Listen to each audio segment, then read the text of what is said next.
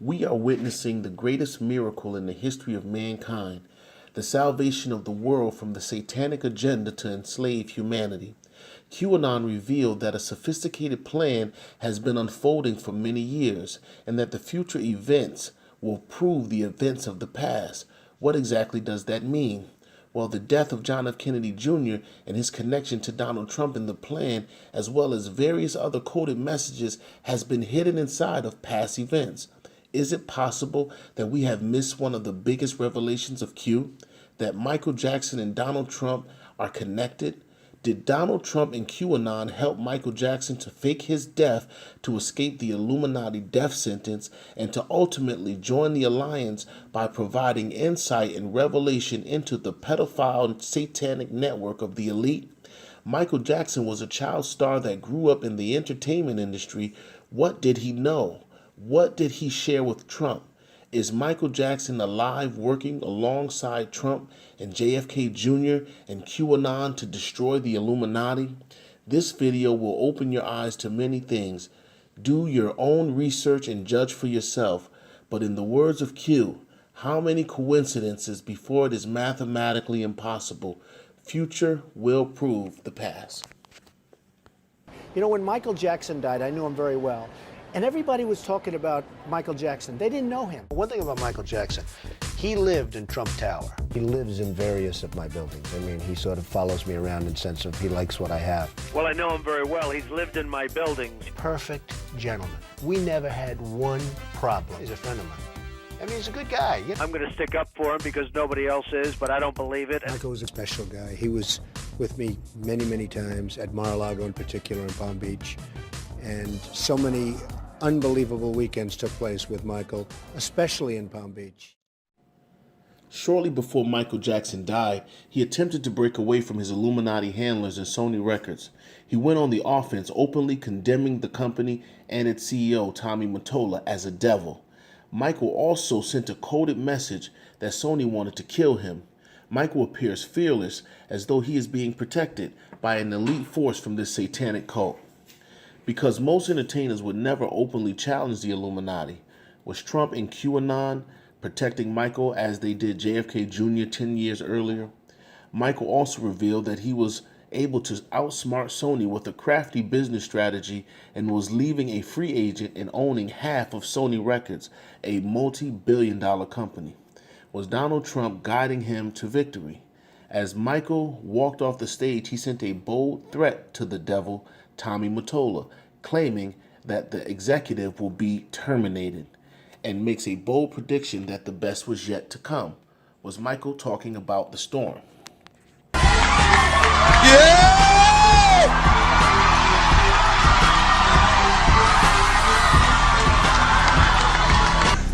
The tradition of great performers from, and I really want you to hear what I have to say. The tradition of great performers from Sammy Davis Jr. to James Brown to Jackie Wilson to Fred Astaire, Gene Kelly. The story is usually the same though. You know, these guys work really hard at their craft, but the story ends the same. They usually are broken, torn, and usually just sad, and the story is very sad in the end. Sony, being the artist that I am at Sony, I've generated several $1 billion for Sony, several billion, and they really thought that my mind is always on music and dancing, and it usually is, but they never thought that this performer, myself, would outthink them. Yeah! So I'm leaving Sony a free agent, owning half of Sony. So I own half of Sony's publishing, and I'm leaving them and they're very angry at me because of it. But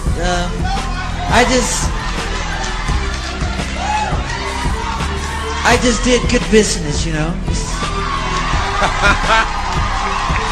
Tell him! Say it, Michael! Tell the story! But, so, the way they get revenge is to try and destroy my album. And Tommy Mottola is a devil. I'm not supposed to say what I'm gonna say right now, but I have to let you in on a secret. Say it! Please don't videotape what I'm going to say, okay? Turn that off, please. No, what? I don't mind. Tape it. Oh! Michael is getting gangster today! Yeah. Mariah Carey, after divorcing Tommy, came to me crying. She was crying so badly I had to hold her. And she said to me that this is an evil man. And Michael, this man follows me, she said. He taps her phones. And he's very, very evil, and she doesn't trust him. And he is a horrible human being. And we have to continue our drive until he's terminated. Oh! There you go!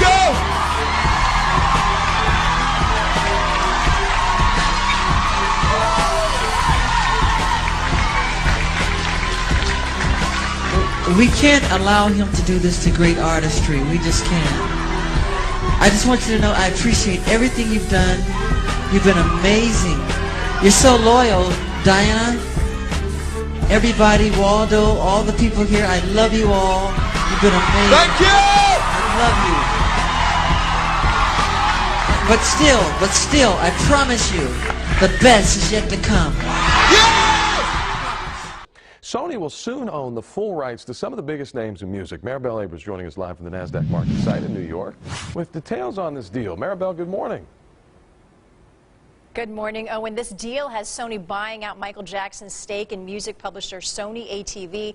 Now, the company will pay the estate of the late pop singer $750 million in the deal. Sony ATV is the world's largest music publisher, and it controls songs such as the Beatles' All You Need Is Love. It also represents copyrights of musicians such as Bob Dylan, Queen, and the Rolling Stones. In a recorded interview with the son of legendary singer James Brown, he explained how Michael Jackson and James Brown talked about getting out of the Illuminati and that they had made a deal with the devil for the fame and the fortune that they had received, understanding that the only way to get out of the Illuminati is by death. Is it possible that Donald Trump and Q helped Michael to fake his death in exchange for information and testimony about the pedophile satanic cult in the music industry? No, we got a lot to talk about the music, but first I want to get back to the Michael. You mentioned Michael Jackson, and MJ obviously derived so much from your father, and he loved your father to the point that he spent an hour alone with him after he passed away. It was 2 hours. Yeah. He was so close to my father till, you know, everything he did was because of what my father taught him. Mm-hmm. You know, to the last time he came out, you know, he was talking about Sony and different things, you know. He called my dad before that. Because both of them had talked about getting out. Now, whatever that is, getting out. You know, they were tired of it, you know, and this goes. You think this goes back to the ownership of exactly, the brand, exactly. of The crossroads, you know, the selling of your soul, all kind of things that happen. So now what? Now going back to who was it that wrote? That did the song "I Sold My Soul to the Devil." I know you're talking about Robert. The blues singer. Yeah. Robert Johnson, right? Yeah. And his whole deal with the devil, and then do you think that is real in the music business? Very much. I mean, it's very much real. This is where the story gets creepy. Longtime friend of Michael Jackson and singer Akon tells a strange story about Michael Jackson, about a disguise he would wear to hide his identity, and how he called himself Dave. Is this one of the past events Q claimed will be revealed in the future?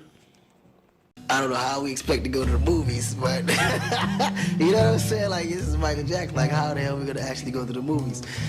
So he grabbed the kids. They looking normal. Mike comes out. He has his disguise on, you know. So I starts laughing because I didn't even recognize him, you know. Sometimes I forget that he's supposed to be in his disguise, you know. And I keep calling him Mike. So then when I realized he was peeping, then I start calling him Dave. Dave. Michael came to the aid of a boy by the name of Dave Rothenberg, who was burned in a horrible fire by his father. Michael helped to pay for his surgeries. Rumor has it when the boy died, it was kept a secret, and later Michael used his identity to escape the Illuminati death sentence.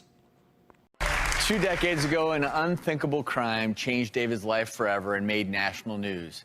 It's a story many remember, and a story many wished just wasn't true. 6-year-old David Rothenberg was burned and almost killed in this Buena Park motel room. He remains a patient at the UC Irvine Medical Center with third-degree burns over 90% of his body. Dave, you go by Dave? Yes, that's my legal name. And you changed your name after this all happened. Why? About 2 years ago, I changed it legally to Dave, to liberate myself from my father and to establish myself as an artist. It was kind of like an artistic decision to do that.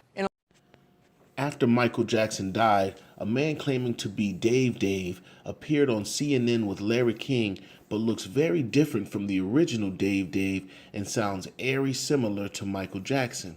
He also sends a coded message from Michael Jackson to the world that he is innocent and that he did not harm any children. And Dave, yes, that's his name, Dave. He was David Rothenberg. He was set on fire in 1983, suffered, as you can see, terrible scars. Michael Jackson befriended him and paid for a lot of his surgeries. Dave is also attending the burial. Why Dave? Well, to liberate myself from the confines of my father's criminality. He caused the fire? Yeah. He is a criminal, and he caused all this. To free myself of his name and his legacy, I decided to become my own person through changing my name. Dave, what don't we know about him we should know? Well, I believe what people fail to realize is that Michael was a human being.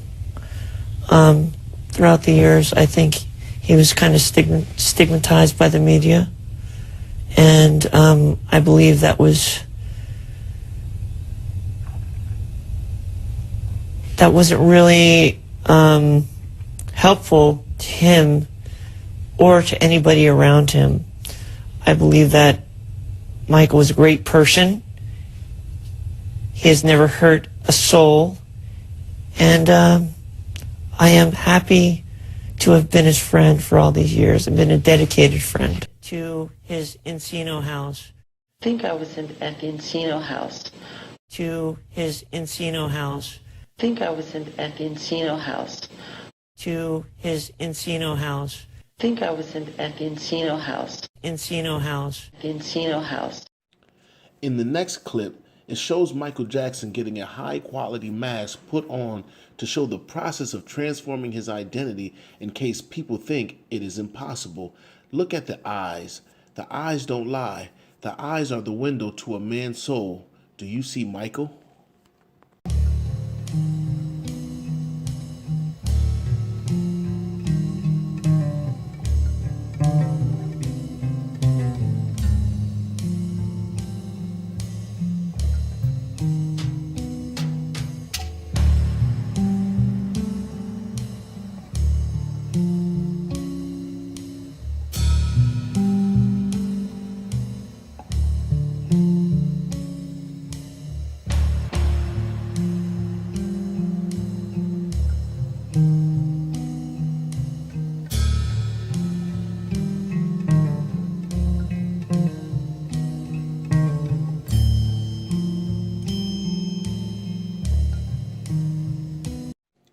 Understanding Q and the future will prove past events.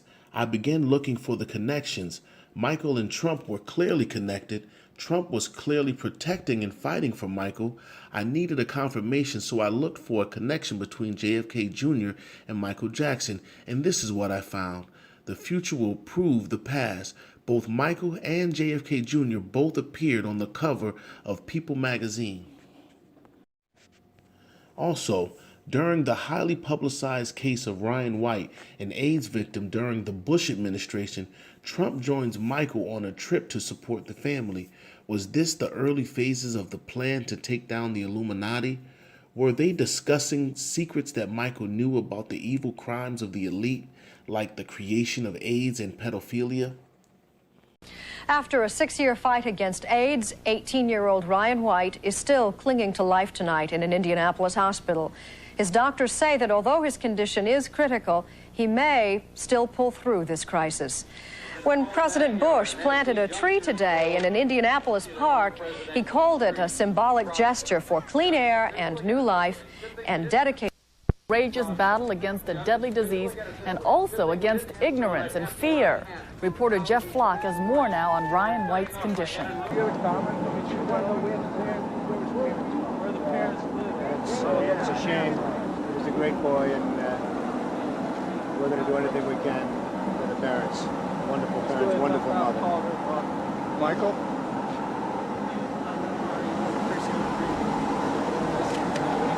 Why have you come to Indianapolis today? Who? Why is who? Why have you come to Indianapolis today? Mr. Jackson asked. Mr. Jackson spent the weekend at the Taj Mahal as Mr. Trump's guest, and Michael Jackson asked him to come along.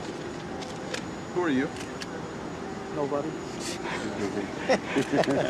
Good luck. You're going to Cicero? Well, we're going where we'd like to know where the parents are, because that's what Michael Jackson would like to see, the parents.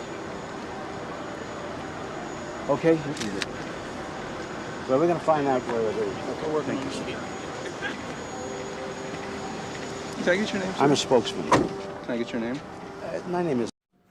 Michael was not merely an entertainer. When he died, the world leaders from the G8 met to discuss his death. Did Michael Jackson pose a threat to the New World Order plan? How much information did Michael share with Trump and Q? In a recent G8 meeting in Rome, the leaders of the world discussed the passing of Michael Jackson with President Obama. Correcting Italy's Silvio Berlusconi, there was no question about where President Obama is standing on this issue. Historically, U.S. presidents from both parties welcomed Michael Jackson to the White House, starting with President Carter. In 1984, President Reagan invited Jackson to the White House to thank him for supporting a campaign against drunk driving. Well, isn't this a thriller? I'm delighted to see all of you here today. We haven't seen this many people since we left China. He is totally opposed to drugs and alcohol and is using his popularity to influence young people against them. That's what Reagan wrote in his diary at the time. One of the most talented, most popular, and most exciting superstars in the music world today. The first President Bush also complimented Jackson, appearing with him in the Rose Garden in 1990, and noting that Jackson had received a humanitarian award from the Capitol Children's Museum. Jackson sang "Heal the World" at President Clinton's first inaugural gala in 1993. Before his death, Michael Jackson became a symbol of resistance for the Iranian post-election movement. And it's also reported that he was about to engage the North Korean dictator Kim Jong-il, an assumed-to-be fan, to help free 2 American journalists imprisoned in North Korea. So many people are on television that don't know me, and they're like experts on me. You know, when Michael Jackson died, I knew him very well. And everybody was talking about Michael Jackson. They didn't know him. Well, one thing about Michael Jackson, he lived in Trump Tower. And I see your show all the time, Michael Jackson. Every night you have Michael Jackson, blah, blah, blah. He lives in various of my buildings. I mean, he sort of follows me around in the sense of he likes what I have. Well, I know him very well. He's lived in my buildings. Perfect gentleman. We never had one problem. He's a friend of mine. I mean, he's a good guy. You know, he's a little different. Feel badly for all this? Well, he's got through a lot. I'm going to stick up for him because nobody else is, but I don't believe it. Michael was a great friend of ours, actually. And he lived in Trump Tower for a long period of time. He did, and he was a sweet guy, special guy. He was with me many, many times at Mar-a-Lago in particular, in Palm Beach. And so many unbelievable weekends took place with Michael.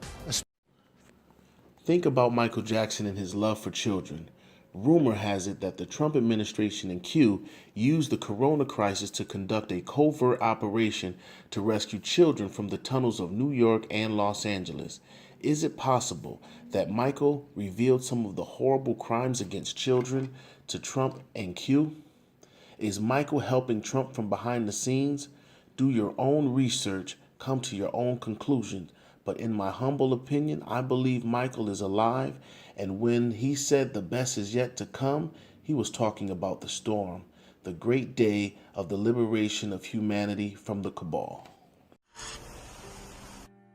We have people in the United States of America that breed children in order to sell them. And when they are sold, they come without birth certificates, which means it's easier to kill them and have no one ask where they are. We're also importing children by the plane load. Again, children who have no documentation. It's not just child slavery or child sex abuse. It's also child torture because you have adrenalized blood. You have the whole blood drinking ceremony of the satanic world. So it's a friend of my mom's. She's a nurse. She's 69 years old. She volunteered through Good Samaritan, and they sent her from North Carolina up to New York City. So apparently, she is working in a MASH type unit in Central Park. And I don't know what all the details of what she told my mom. I don't know if it's more than what I've already told you, but she just said the thing with the kids, it's real. And I have to tell you, it's horrible. So horrible. And she said, please, everybody be praying for those children and for the medical people that are taking care of all this. So, but it's in Central Park as far as I know. Dude, I know somebody personally whose girlfriend is a nurse and knows other nurses, and she's in contact with one of the nurses at Central Park, and they say they're just rescuing kids that are severely screwed up, like they're sex slaves from birth kind of situation. Some of them are deformed. But she's 100% sure that she trusts her friend, and I know her personally. So it's not like fourth-hand information. It is second-hand. But she says the rescue operation has begun, and that's maybe probably what the ships are for.